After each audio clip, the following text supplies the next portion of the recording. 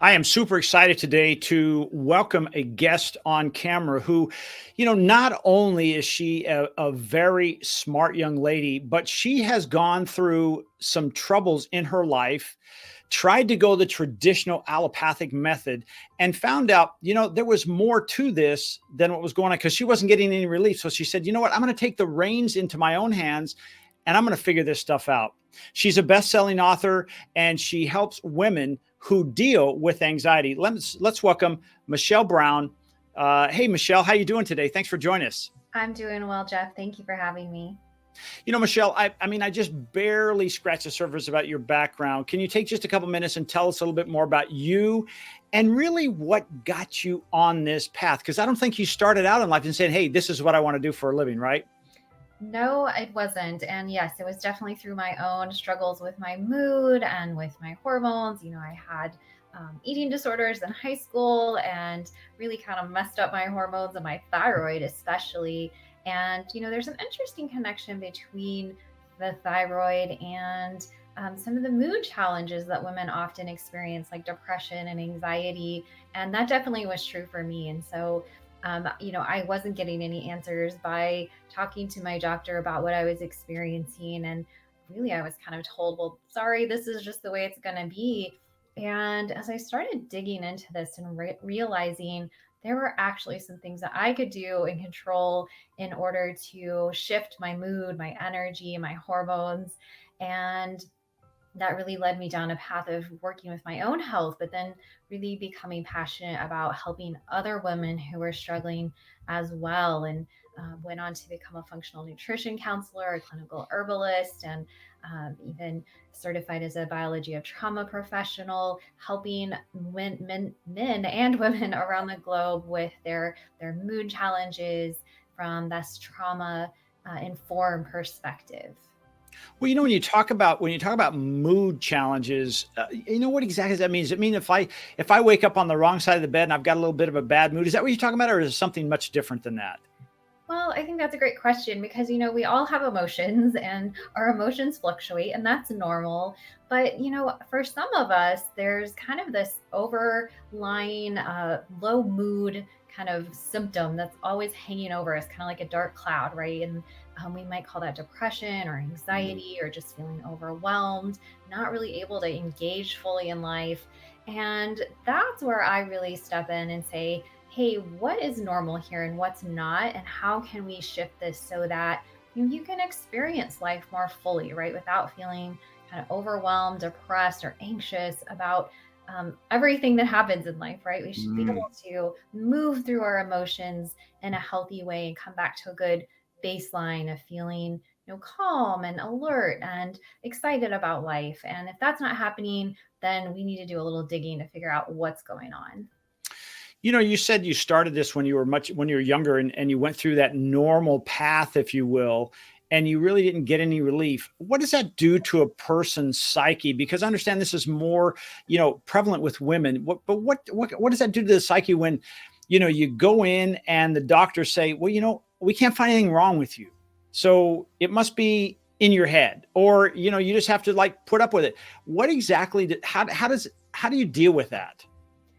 That's a great question because I think when we do take that conventional approach, we're struggling with depression, we're feeling down and depressed or anxious, we might think, oh, I need to talk to my doctor about this, and Mm. that's a good thing to do, but unfortunately, what we're often offered are medications to kind of just numb our mood, to not really be able to fully feel what we're feeling in our body.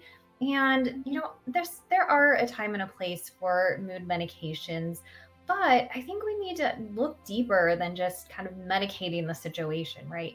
I like to think that our mood is really telling us something about our body. Mm. We should get curious about that. It's like, Jeff, if you're running, you're out jogging and you fall down and break your leg, Mm. then you don't get up and just keep running, right? There's going to be pain, swelling. Your body's telling you, hey, something's wrong here and I need you to pay attention to this. And you wouldn't just kind of wrap it in a bandage and go on your way, right? You'd be Mm. wanting to figure out what's going on, what's broken, what do I need to do to fix it. And I think we should take that same approach with our mood, right? That we need to say, what is my mood telling me? What's not working right here? What is my body asking me to pay attention to, instead of just kind of trying to numb out, medicate the situation and not really address the underlying issues that are driving these low mood symptoms. I often think of what you're talking about. It's like often, if we get a weed in our yard, in our grass, and we just cut the top of it off, it looks like the weed is gone, but it keeps coming back. Is that what you're talking about? I said, hey, we need to get to the bottom of what's causing the mood swings. And what you're saying is before it's like, hey, just cutting it off is just masking the problem. It's not going to go away. Give us an idea of how you dealt with this personally. Kind of give us that simplified journey of, hey, you discovered this, you did this, and you had this transformation because you're on the other side of this. Absolutely. And what I discovered is that there are some really key things happening in our body when we're experiencing anxiety or depression or overwhelm.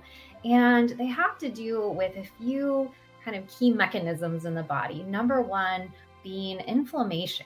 Inflammation actually can drive a lot of symptoms in the body, including, again, what I call these low mood symptoms.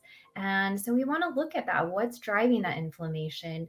And also, another piece that I find is almost always a part of the picture for someone who's struggling with their mood are nutrient deficiencies. There's Hmm. a lot of nutrients that actually play a really important role in keeping our nervous system and our mood regulated. And so, if we're deficient in things like zinc or magnesium and, maybe vitamin B6 or other B vitamins, that can have a huge impact on how we feel and how things are showing up in terms of our mood.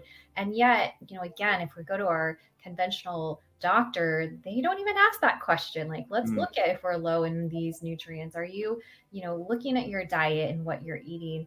There's just a prescription and you're sent on your way. And while again, there may be a time and place for that, we still want to be backing it up and looking at why are we experiencing this disruption in our mood and in our body that's telling us that something's wrong, right? Something's missing. Michelle, isn't it often the thought of like, well, what you're saying I might be deficient in, shouldn't I be getting this through my diet? I mean, aren't our foods rich in these nutrients, or am I missing that? Well, that's a great question. I mean, if we think about all of the foods that we eat today, and we have an abundance of food here, in the United States where you and I live, where most people were really kind of eating too much, right? In many ways. But yet our food is less nutrient dense than it used to be even a few generations ago. Even some of the healthy foods we think, we're eating healthy, we're eating our fruits and veggies, yet studies have found that our soils are more depleted of minerals, magnesium, zinc, selenium than they were a few decades ago. And this can have a number of reasons behind it, our modern farming practices and other reasons. But the key takeaway is that we're not getting the nutrients that we need to really be healthy and maintain a healthy mood, even if we're eating a good diet. And there can be another factor here as well, in that we may have some genetic issues for how we metabolize nutrients. We may be deficient because of our gut health, if we have inability to absorb nutrients well. All of these things can really impact how much of these nutrients we're actually getting from our diet. And then that's going to show up as, mood challenges or fatigue or other chronic health issues. So, anytime again, our body's really sending us these signals that something is off, we want to tune into that and pay attention and ask, like, what's driving this? I'm curious now. Okay, so you've pointed out, hey, some of the things that could be causing the mood swings, being more aware, quite frankly, is the first thing. But how do you help people find out that they're low or there are some deficiencies or imbalances in their system? Do you have a way to test this?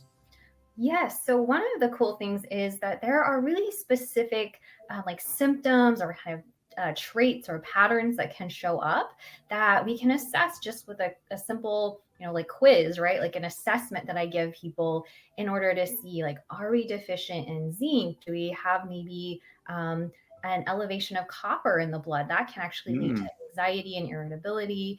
And again, showing up as certain traits. So with low zinc, for example, poor wound healing, maybe ridges on the fingernails, just that irritability, anxiety, sleep issues. If I start putting together these different symptom patterns for the people I'm working with, and I start to see this pattern emerge, then I might start to suspect, oh, we have a deficiency in some of these really specific nutrients. And then ideally, we can do some simple blood work and test to see, are we actually low in zinc? Are we low in some of these really vital nutrients? Or do we have too much of certain nutrients like Mm. copper that can actually impact our mood and lead to anxiety and irritability? You sound a little bit like a modern day Sherlock Holmes. Like you have to, like when you said ridges in my fingernails. Seriously, really, by seeing that, there's something going on there. That's pretty interesting.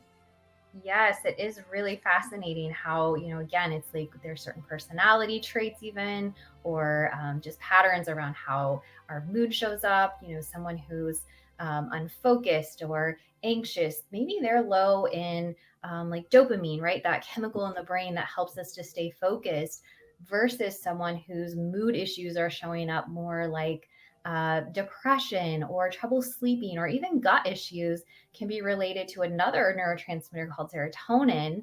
I tend to think of that as kind of our feel good neurotransmitter that helps us feel happy and engaged in life. And so, all of these things, we can start putting together these different patterns that are showing up in a person's life.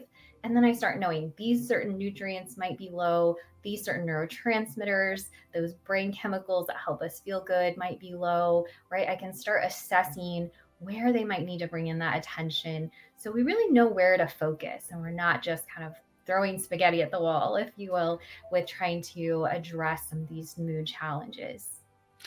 Well, Michelle, this has been fantastic. I want to ask you, will you come back for more? Because I think we've just barely pulled that first layer off this onion to try to start giving people some insight and that there is help. And it's not always a mental issue. It's like the mental issue, if I'm hearing you correctly, it's a sign, it's not the symptom.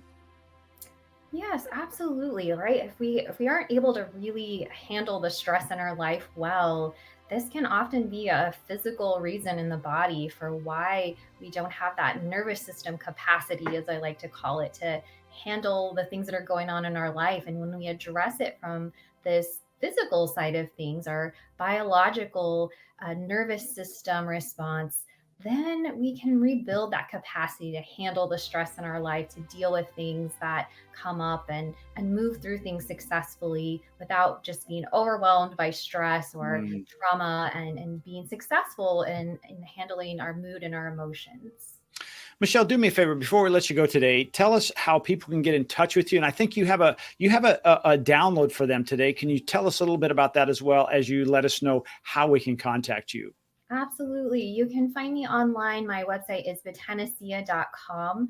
And you can also go there and grab my free guide. It's the Mood Reset, um, 10 tips to help you with your mood. And this is really where I start with all of my clients, these top 10 pieces that we need to address in order to shift out of this place of anxiety, overwhelm, depression, and get control of our mood. So go check that out, download that, and start implementing those tips. And you'll see a good improvement with how you're able to handle your mood, your emotions, stay calm and focused, and just really support that brain.